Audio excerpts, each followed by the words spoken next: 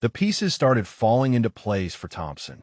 Private military contractors, especially those working security details in combat zones, often developed exceptional skills out of necessity. But the level of precision he had witnessed suggested something more than standard security work. What kind of security operations required that level of long-range accuracy? He asked, his curiosity overcoming his usual professional reserve. She studied him for a moment, clearly deciding how much to share. Overwatch positions, she finally said, protection details for high-value targets, engineers working on infrastructure projects, medical teams, occasionally diplomatic personnel.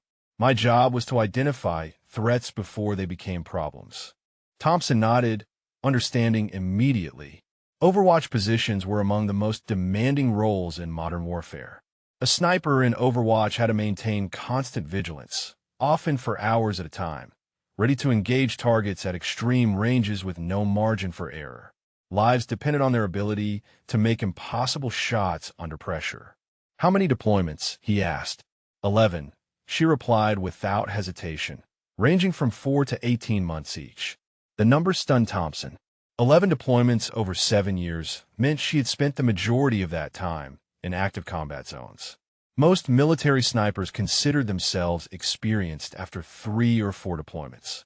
11 deployments as a contractor suggested she had been in almost constant demand for her specialized skills. The shooting I witnessed today, Thompson said carefully, that level of precision at that range, that's not just training range accuracy. That's combat-proven skill. Her expression grew more serious. When you're responsible for protecting people who can't protect themselves, you learn to make every shot count. There's no such thing as close enough when someone's life depends on your accuracy. Thompson appreciated her directness. Too many people tried to downplay their combat experience or exaggerate it. She stated facts without emotion, the way professionals discuss their work. What ranges were you typically engaging targets at during those deployments? He asked. Vary by location and mission requirements, she answered. Urban environments, maybe 400 to 800 meters. Open terrain, sometimes out to 1,500 meters. The longest confirmed shot I made was 3,247 meters. Thompson felt his breath catch. 3,247 meters, over 2 miles. The longest confirmed sniper kill in military history was barely longer than that. And those records were held by some of the most elite military snipers in the world. For a contractor working alone or with minimal support to achieve that kind of range was nearly impossible. 3,247 meters, he repeated, making sure he had heard correctly. That's over 2 miles. What were the conditions? Iraq, 2019, mountain environment, clear day, minimal wind. I was providing overwatch for a medical team that had been called to treat civilians in a remote village. Intelligence indicated possible insurgent sniper activity in the area. Her voice remained steady, professional, as if she were briefing a mission rather than recounting what was likely one of the most difficult shots ever made by anyone. The target, Thompson asked. Enemy sniper positioned on a ridge overlooking the village. He had already taken shots at the medical team. Rangefinder showed 3,247 meters. I had about 15 minutes to calculate trajectory, account for altitude, wind drift, and atmospheric conditions. One shot, no opportunity for correction. Thompson knew enough about long-range shooting to understand the complexity of what she was describing. At that distance, factors like the Earth's rotation became significant. Bullet drop would be measured in dozens of feet. Wind drift could push a shot off target by hundreds of yards. Temperature, humidity, and air pressure all affected trajectory. Making that calculation and execution under combat stress was beyond the capability of most trained military snipers. Confirmed kill, he asked. The medical team completed their mission without further interference, she replied, which Thompson understood was her way of confirming the shot without being graphic about it. Standing there in the Texas sun, Thompson realized he was talking to someone whose combat record likely exceeded that of many legendary military snipers. Yet she carried herself with quiet modesty, showing none of the bravado that sometimes accompanied such achievements. "What brings you to Naval Base San Diego?" he asked. "Are you looking to get back into contract work?" She shook her head. "I'm done with deployments. Lost too many friends, seen too much. I'm trying to figure out what comes next." There was a weariness in her voice that Thompson recognized from other combat veterans struggling with the transition to civilian life. "Have you considered training others, sharing your skills with military personnel?" Her eyes brightened slightly at the suggestion. "I've thought about it, but I'm not sure the military would be interested in learning from a civilian contractor." Thompson almost laughed at that. "With your track record, trust me, there would be plenty of interest." Thompson extended his hand. "I'm Chief Petty Officer Marcus Thompson, Naval Special Warfare Development Group." The woman's eyebrows raised slightly at the mention of DevGru, the elite SEAL Team 6 unit. "And you are?" he asked. "Elena," she replied simply. "Elena Martinez." The contractor world attracts people with serious backgrounds, and most are willing to share knowledge if you prove you can handle it. They reached her vehicle, a modest pickup truck with a secure rifle case mounted in the bed. Elena loaded her equipment with the same methodical precision she had shown during shooting. Everything had its place. Everything was secured properly. "Tell me about that 3,247-meter shot," Thompson said. "Walk me through the setup." Elena leaned against her truck, clearly comfortable discussing the technical aspects of her work. The medical team was treating children who had been injured in an insurgent attack on their school. Intelligence suggested the insurgents had positioned snipers to target anyone providing aid. My job was to identify and eliminate those threats before they could interfere with the medical mission. "How long did you have to prepare?" Thompson asked. "About 2 hours from initial setup to target identification. I positioned myself on a ridge that gave me sight lines to several potential sniper hides. Had my spotter with me, a former British SAS sergeant named Wilson. He was running calculations while I was setting up equipment and studying wind patterns." Thompson knew that successful extreme-range shooting was as much about planning and calculation as it was about marksmanship skill. "What kind of calculation process for a shot like that?" he asked. "Everything matters at that distance," Elena explained. "Bullet drop at 3,247 meters with my load was approximately 847 inches. That's over 70 feet. Wind was variable, mostly crosswind from the east at about 8 to 12 knots, which meant lateral drift of roughly 95 inches. Had to account for altitude compensation, temperature effects on powder burn, even the Coriolis effect from Earth's rotation." The technical details impressed Thompson. Few people understood the complexity of extreme-range ballistics, even among military snipers. Elena was discussing factors that most shooters never even considered. "How long from target identification to shot?" Thompson asked. Wilson spotted the target through his scope. Enemy sniper was setting up in what looked like a prepared position. We had maybe 3 minutes before he would be ready to engage the medical team below. I had already done most of my environmental calculations, so it was just a matter of final range confirmation and wind check. Elena paused, her expression growing more serious. The hardest part wasn't the technical aspects. It was knowing that if I missed, people were going to die. The medical team had 4 doctors and 6 medics working on injured children. They were completely exposed, totally dependent on me to eliminate the threat. "Pressure shooting," Thompson observed. "No second chances, lives on the line." Exactly. That's what separated contract work from training range shooting. Every shot mattered because real people's lives depended on the outcome. You learn to perform under that kind of pressure or you don't survive long in that business. "What made the difference in their performance?" Thompson asked. "Understanding that every shot in combat is different from training range conditions," Elena explained. "Range shooting is about consistency and repetition. Combat shooting is about adaptation and improvisation. Weather changes, target behavior is unpredictable, equipment might malfunction, time pressure is constant." This was exactly the kind of insight that could benefit military training programs. "How did you teach them to handle those variables?" he asked. "Stress inoculation training," Elena said. I would create scenarios that force them to make accurate shots under artificially induced stress, time limits, physical exhaustion, simulated equipment failures, changing environmental conditions. The goal was to make them comfortable being uncomfortable. Give me an example, Thompson said. Elena thought for a moment. One exercise I developed required the shooter to complete a physical fitness test, then immediately move to a shooting position and engage targets at varying ranges with a time limit.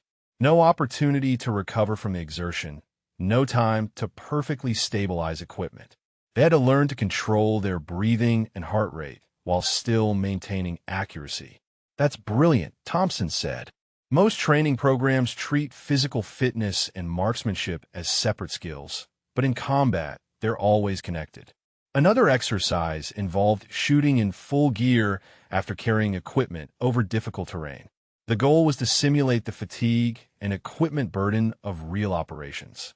A lot of shooters who were excellent under controlled conditions struggled when they had to perform after physical stress. Thompson was becoming more convinced that Elena's experience could revolutionize aspects of military sniper training. What about environmental factors, he asked. How did you teach adaptation to different conditions? Field expedient methods for dealing with unexpected challenges, Elena replied. What do you do when your bipod breaks in the middle of a mission? How do you maintain accuracy when wind conditions change every few minutes? How do you engage targets when your primary scope malfunctions? And the answers, she continued. Improvisation based on solid fundamental principles. If your bipod breaks, use your pack or available terrain features. If wind is variable, learn to read microclimate indicators and time your shots accordingly. If your scope fails, know how to use backup iron sights effectively at extended ranges. Thompson realized that Elena's approach to training emphasized problem solving and adaptability rather than rigid adherence to established procedures. This was exactly what special operations units needed. Elena, I want to make you an offer, Thompson said. I'd like to arrange for you to demonstrate your methods to some of our training cadre. Nothing formal at first, just an opportunity to show what you can do and how you teach it. Elena looked interested but cautious. What would that involve, she asked. A day at our training facility. You'd work with a small group of instructors, maybe demonstrate some of your techniques, discuss your approach to combat marksmanship training. If they don't add anything useful, you've only lost a day. If they do help, maybe some of your students benefit. The directness of her answer seemed to improve the group's attention level. These were professionals who appreciated straight talk over sales presentations. What's your approach to long-range marksmanship training? Asked Captain Williams. Traditional training focuses on perfecting technique under controlled conditions, Elena explained. That's important for building fundamental skills, but combat rarely provides controlled conditions. My approach is to teach adaptation methods that allow accurate shooting when everything goes wrong, such as Master Sergeant Davis asked. Equipment failures, time pressure, physical exhaustion, environmental extremes, target behavior that doesn't match expectations. I teach shooters to maintain effectiveness when their perfect training scenario falls apart. Elena walked over to her equipment case and began setting up a rifle. Today, I'm going to demonstrate shooting techniques under artificially degraded conditions, then teach you how to train others to handle similar challenges. She had positioned targets at 800, 1200, 1600, and 2000 meters. Weather conditions were ideal, which wasn't what she wanted for the demonstration. Chief Thompson, do you have access to industrial fans or anything that can create artificial wind conditions? I can arrange that, Thompson replied, clearly understanding her intent. Within 30 minutes, large fans had been positioned to create variable crosswinds across the shooting area. Elena also requested that her shooting position be modified to eliminate the comfortable bench rest setup typically used for precision shooting. In combat, you rarely get perfect shooting positions, she explained to the group. You shoot from whatever cover is available, often at awkward angles, frequently while supporting your own body weight rather than resting on stable surfaces. Elena positioned herself in an uncomfortable prone position on uneven ground, using her backpack as an improvised rest. The artificial wind was creating conditions that would challenge even experienced shooters. First target, 800 meters, she announced, making quick calculations for wind drift and elevation. The shot rang out, and spotters confirmed a center hit. Impressive, but 800 meters isn't extreme range, commented Staff Sergeant Martinez. You're right, Elena agreed, already repositioning for the next target. But watch how I maintain accuracy as conditions get more challenging. She moved to an even more awkward position for the 1,200-meter target, this time shooting from sitting position with minimal support. Another perfect hit. For the 1,600-meter shot, Elena created additional challenges. She performed 50 push-ups immediately before shooting, elevating her heart rate and creating muscle fatigue. Then she engaged the target from a kneeling position, one of the most unstable shooting positions for long-range work. The shot connected dead center.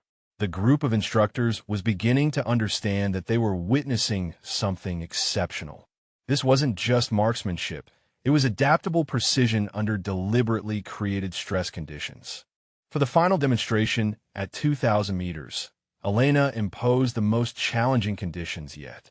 She had the fans adjusted to create gusting crosswinds, performed an exhausting obstacle course that left her breathing heavily, then took a shooting position that required her to support the rifle's weight entirely through muscle tension. No stable rest, no time to recover, wind conditions that were constantly changing.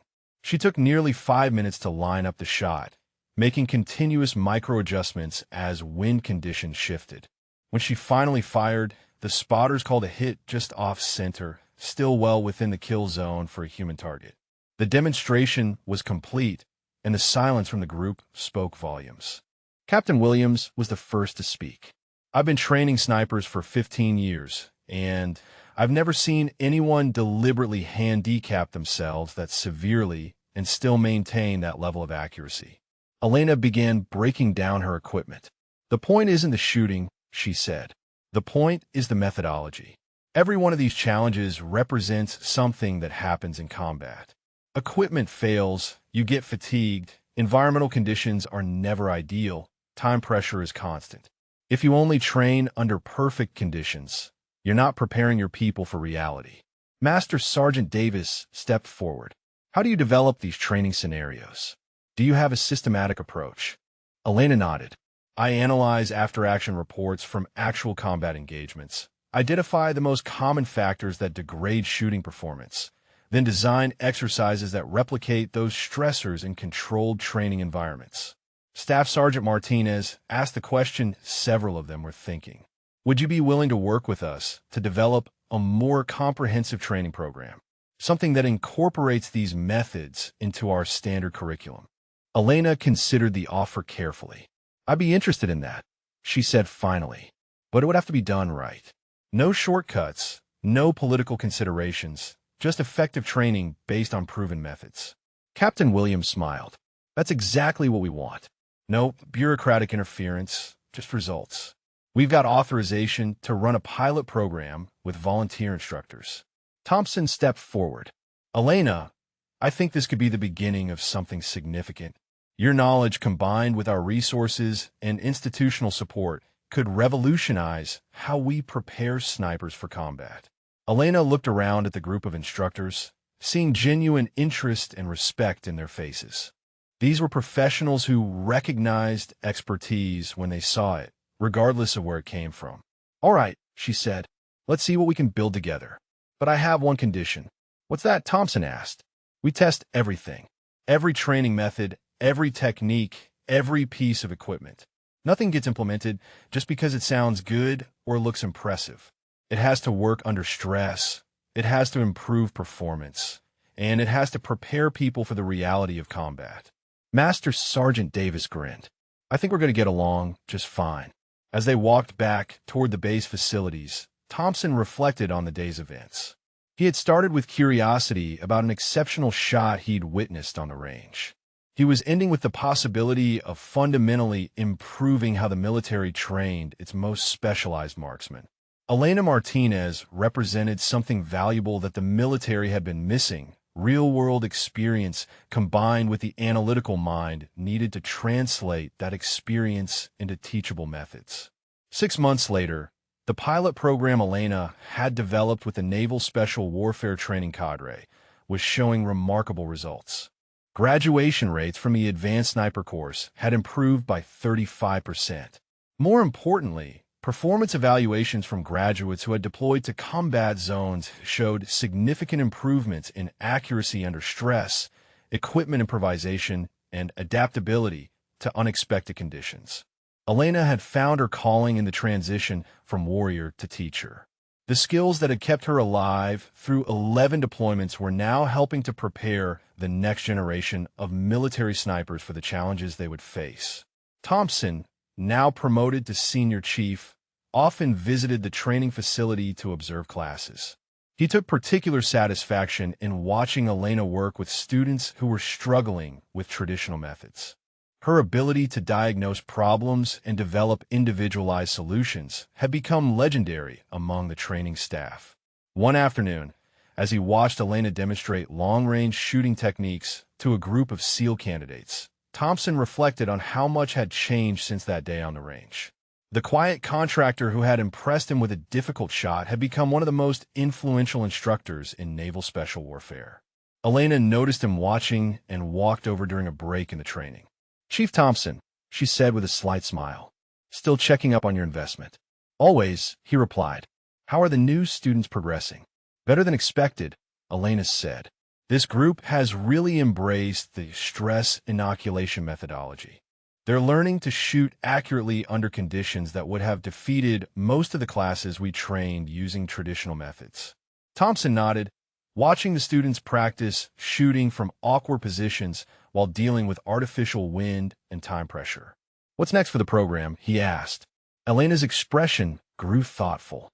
"I've been working on advanced curriculum for experienced snipers, techniques for extreme-range shooting in urban environments, methods for maintaining accuracy during extended operations. The kind of challenges that even experienced operators struggle with." Thompson was intrigued, such as he asked. "Counter-sniper operations in complex urban terrain," Elena explained. "Long-range interdiction of high-value targets when conventional approaches aren't feasible. Multi-target scenarios that require rapid engagement across varying ranges and conditions. The advanced stuff that only comes up in special operations, but when it does, lives depend on getting it right." Thompson understood immediately. "You're talking about the kind of situations where there's no room for error, no backup plan, no second chances." "Exactly," Elena said. "The missions where failure means mission failure and probably casualties among our people. I want to make sure we're preparing our best shooters for those scenarios." As they talked, Thompson realized that Elena had found something more valuable than just a new career. She had discovered a way to continue serving, to continue protecting others, even after leaving the battlefield. Her experience as a contractor, her 3,247-meter shot, her 11 deployments, all of it had led to this moment where she could pass on knowledge that would save lives. The training program at Naval Base San Diego had become a model for other special operations units. Elena's methods were being studied and implemented across the military, improving the capabilities of American snipers worldwide. "Sometimes the most important shots aren't the ones you take," Thompson thought as he watched Elena return to her students. "Sometimes they're the ones you teach others to make." Elena Martinez had made her mark not just as an exceptional marksman, but as someone who understood that true expertise meant sharing knowledge with those who would carry the mission forward. The contractor who had once worked alone had become a teacher whose influence would extend far beyond anything she could accomplish in isolation. Her legacy would be measured not in individual shots, but in the countless lives protected by the students she trained.